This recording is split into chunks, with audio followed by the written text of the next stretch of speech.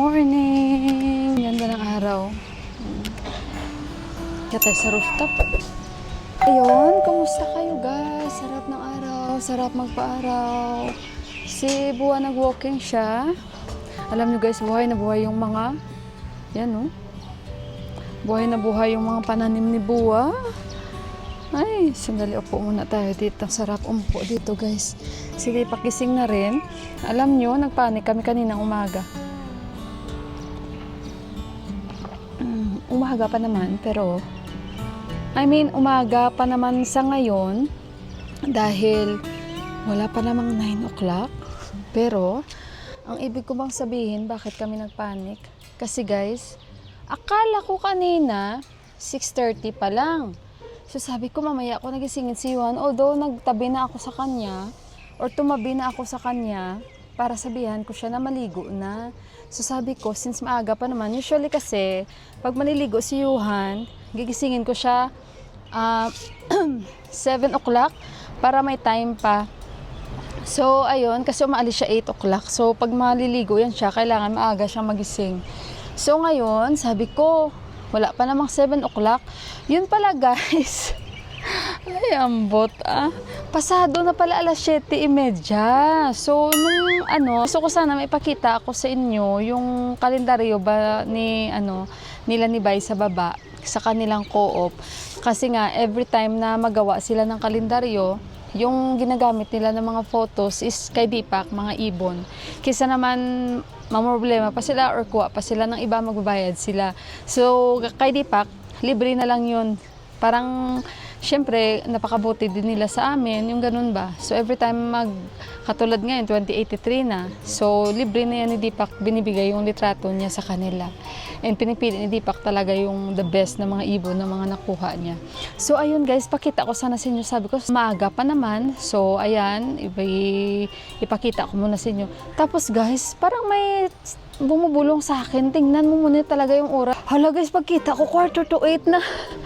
Yuhan! Talagang sabi ko, Yuhan, napasigaw ako si Yuhan. Parang naano din siya from bed, and si Deepak, what? Sabi ni Deepak. Sabi ko, nakita mo ba kung anong oras na? Or baka mali lang ako, or baka yung relo natin mahina yung battery. Pero hindi eh. Tapos tinignan ni Deepak. Sabi ko, Yuhan, sabi ni Deepak, ay oo nga no. Si Deepak din, lipong din guys. Nawili din sa pindot-pindot. So ayun, nung na ako guys, takbo na ako sa baba, na prepare ko na yung uniform ni Yuhan. Doon na, imbis na maligo, hindi na naligo yung bata, mamaya na pagdating niya. And oats na lang yung kinain niya para mas mabilis. Nakahabol din kami guys ba. Si Deepak din, inom din siya ng barley. Busin natin to. Tingnan nyo to, ang mga marigold ni Buwa. Maganda na to guys, pag lumago ito lalo. Pag ito ay parating ng dasay, mamumulaklak na yan sila guys. Pinalitan niya ata yung mga pananim niya na aloe vera kasi nga baka sinabihan siya ni Ama na pag tanggalin niya, ayan na nga guys, pinalitan niya nga yung mga aloe vera, di ba?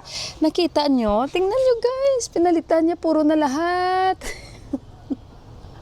Puro na lahat, guys, marigold. Pinagtatanggal niya ng mga aloe vera. Siguro pinagsabihan ito ni Ama. Tapos guys, ang mga pananim niya ng mga okra, tingnan niyo, okra siguro ito. Sure ito guys, okra yan. Tingnan nyo guys, nakakatuwa si Buwa. Ay hindi to okra. Hala, farsi ata ito, kalabasa or tingnan na lang natin. Sa baba, tuwa talaga ako at kahapon, hindi ko na naipakita sa inyo, may na-harvest pala si Buwa na kamatis. Hindi ko alam ano ito. Tingnan ko na lang. Yan tingnan natin kung ano yan. Yung munta ko, hindi pa siya talaga nagbunga. Ang dami niya ng bulaklak guys. Baka marami itong bunga. Sure na sure, wag lang sana itambayan ng kasi tinatambayan to ng ng higad. Hala guys, dami niya ng bulaklak guys. For sure marami siyang bunga na ibibigay. Matamis yan. Aeroplano, matamis yan. Laki ng uwak guys, tingnan nyo, laki-laki niya guys. I-zoom ko bala, laki niya. Sarap ng araw. Ano pa yung titirahin ng uwak dyan guys? Tingnan nyo na sa heater siya namin So, pupunta nga sana kami today sa dentist dahil nga nabasag yung crown ko konti dito sa gilid. Hindi naman siya urgent matter, pero ayun, kaya sabi ko kay Deepak, okay naman, pero syempre nabasag. Para bang na lang, sa gilid lang ba, sa taas. Kasi nagkain ako ng soybean, yung mga nuts, nakagat ko siya guys.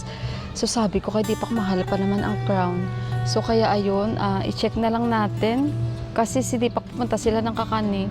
Dito lang sa Kathmandu din naman yan, pero malayo. Naalala nyo, nag-vlog ako doon guys, may mga farm ng strawberry. Ganda ang weather doon guys, pag mainit sa Kathmandu, parang winter yan doon. Pag winter dito, parang summer yan doon. Ganun ang guys, ang weather ng Kakani. Nag-vlog na tayo doon guys. So, may kalayuan, konti, pero sa Kathmandu pa rin siya. Hindi na ako maglaba today, baka magtupi na talaga ako. Kasi kung laba-laba lang, ang labahin ay hindi talaga yan natigil guys. Araw-araw may labahin tayo na papending. Hindi siya guys. Ang laki niya guys na uwak na ito guys ba. Sarap ng araw. Sarap magpa-araw talaga. Tsaka hindi pa siya mainit. Naka-sunblock na tayo. Okay guys, ito yung sabi ko sa inyo na kalendaryo nila ni Bay sa baba. Ito yung pangalan ng co-op nila guys. O sa Pepsi Cola yan. Yan. Kabili Multi-Purpose Cooperative. Yan. So, ito yung kanilang business. Ito yung mga ibon ni Deepak na kuha. Yan, pakita ko sa inyo. Ay, maganda to guys. Yan. Tapos, ito ata yung paborito ko na isda. Ay, hindi. Iba yun eh. Chestnut yun eh. Yung gusto ko na ibon. Grabe yung mga kulay ng ibon pala guys. No, minsan tatawagin ako ni Deepak. Sabi niya, be, halika nga dito. Sabi niya sa akin. Pag may talagang nakuhanan sila na picture ng ibon na weird. Grabe yung mga kulay ng ibon guys. No, ang gaganda. Tsaka lagi sinasabi ni Deepak sa akin, do you think madali? Ayan, tingnan niyo. Kita niyo na to guys. O nga pala no. Sabi niya nga sa akin, do you think madali lang magkuha ng ibon? Kasi pinapagalitan ko siya. Minsan sabi ko, nabuang ka na dyan kuha ng mga picture ng mga ibon na yan, sabi ko. Pero pag pinapakita niya naman sa akin, wow, sobrang ganda. Parang wala, sige. Kasi worth it naman talaga yung mga ibon yan na hindi lang basta-basta ng mga ibon. Kaya ayun, grabe guys, no? Meron din siyang sobrang ganda na nakuha na ibon guys, chestnut yun. Ang ganda talaga ng kulay. Parang vintage na, basta maganda siya guys. Tapos may isa pa, sobrang ganda. Yung wings, parang may mga zigzag na design. Hala, sabi ko, grabe no? Parang makita mo iba-ibang kulay ng ibon na parang ma-amaze ka ba? How God talaga create na napakaganda ng ganitong klaseng creatures na kinreate niya sa mundong ito na sobrang parang akala mo pininta lang sila, yung bang hindi nakadikit sa kanilang katawan na pag nakita mo kaya mo lang burahin ganun. Pero imagine nyo, tutubo sa katawan ng ibon na ganun kaganda ng mga ano ba yun? Yung feather nila. Tapos parang very detailed talaga ba? So, ganun, no? God is wonderful talaga. Totoo yun, guys. Pero I'm always grateful and thankful talaga, guys, sa Kanya. So, ayun. Ayoko mag-emote po. Hanggang ngayon, hindi pa ako nakabili ng stand dyan. Ayain ko kaya muna si Deepak bago siya pumunta ng Kakani. Kasi, ang pangit, di ba? Ang pangit, guys. Ayan. Kung tag 250 lang, kasi sabi ni auntie, tag 250, ayan, pabilihin ko si Deepak. Sabihin ko sa kanya bago siya pumunta ng Kakani, bibili muna kami ng stand dyan. Kasi meron pa sa baba, dalawa. So kung 250, pwede man ngayon, hindi kami bibili agad-agad lahat. Ano lang bila namin yan. 1, 2, 3. So kung 250, 750. Baka pagdating naman doon at kung bibili kami 350. Pag narinig niya ako nag-English ako, baka gawin niyang 500. Ganon yun, guys. Minsan pag narinig ka nila na, turista. Yung tawa ko doon, guys, diba, na ikwento ko sa inyo, bumili kami ni Deepak. Mag-story time muna tayo, guys, kasi mamaya, nako, Wala na akong time. Pag nagluto na ako hanggang ngayon, hindi ko pa alam kung anong aming mauulam. So, ayun. But for sure, hindi kami magmamanok. And for sure, hindi rin kami nagmoton. Ang tagal na namin hindi nakakain ng moton. Sobrang tagal.